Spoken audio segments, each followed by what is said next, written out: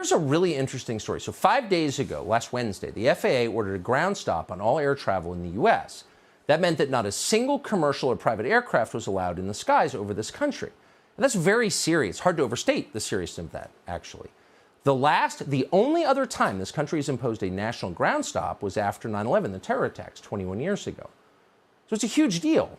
What happened? Why did the government ground all the planes? So people ask, but initially no one seems to know. Pete Buttigieg, who runs the transportation department, which oversees the FAA, went on TV to say he was not quite sure.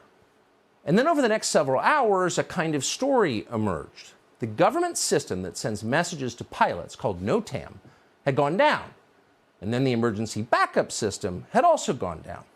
Now, the FAA claimed it first noticed this on Tuesday night. When the problem could not be fixed, the government issued a ground stop the next morning. That's what Pete Buttigieg said.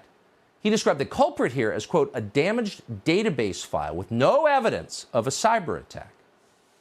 So to repeat, said Pete Buttigieg, there was no evidence of a cyber attack. It was just your garden variety software snafu.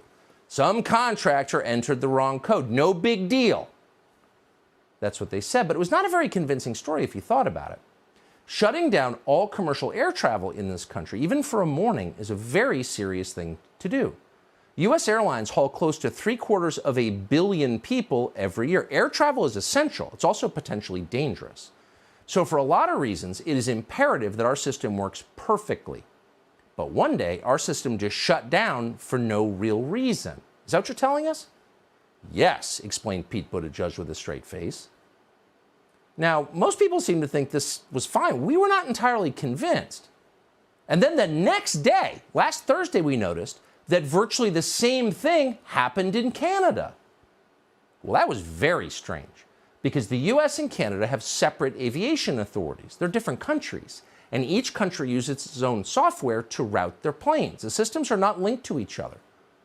And yet, 24 hours after our country's NOTAM system went down, Canada's NOTAM system went down also.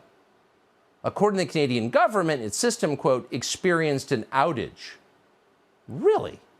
What are the odds of that?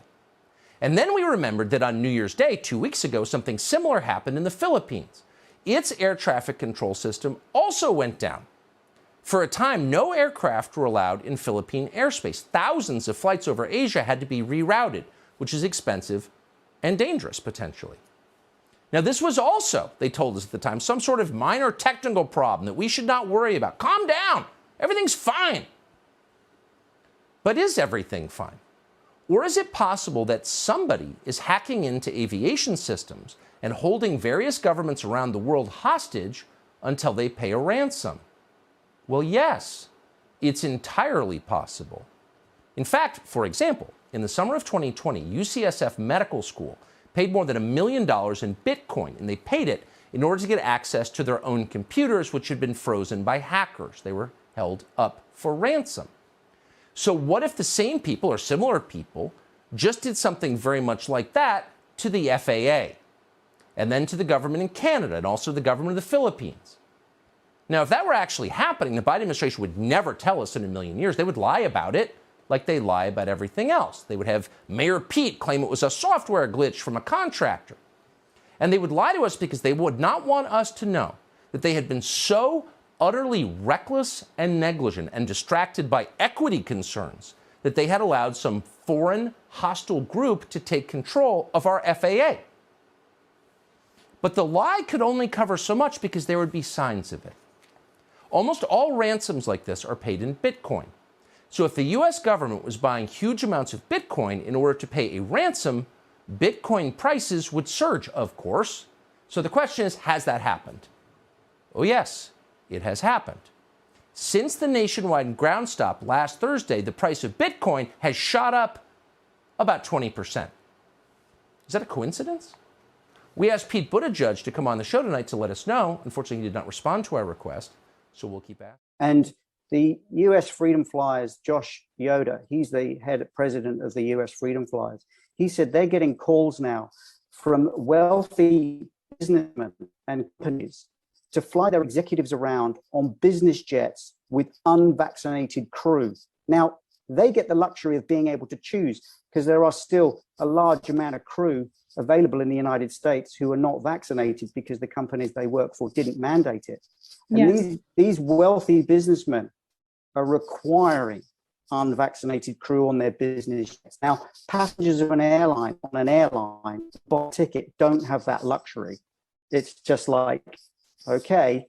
And the FDIC came out just in the past couple of weeks, and videos out there talking about FDIC actually talking about how to make a big announcement to the public, that they need to do it on a Friday night.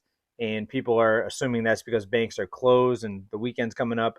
So there'll be less likely to be bank runs. And, those are things that people are coming to a conclusion on, that those things were said at the meeting as far as how to make a big announcement is what they're calling it. So question to you, FDIC, think about what they do. It's Federal Deposit Insurance. They're going to hopefully try to give people their money once it's lost in a financial institution. So why would they be having a big meeting talking about making a big announcement, right?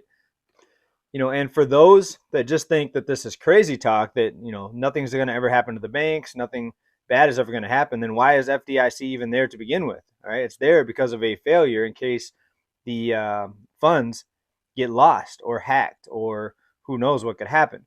But put these pieces together, and please tell me what you think down below. What is all this adding up to? I see a big outage in the banking system coming here in the next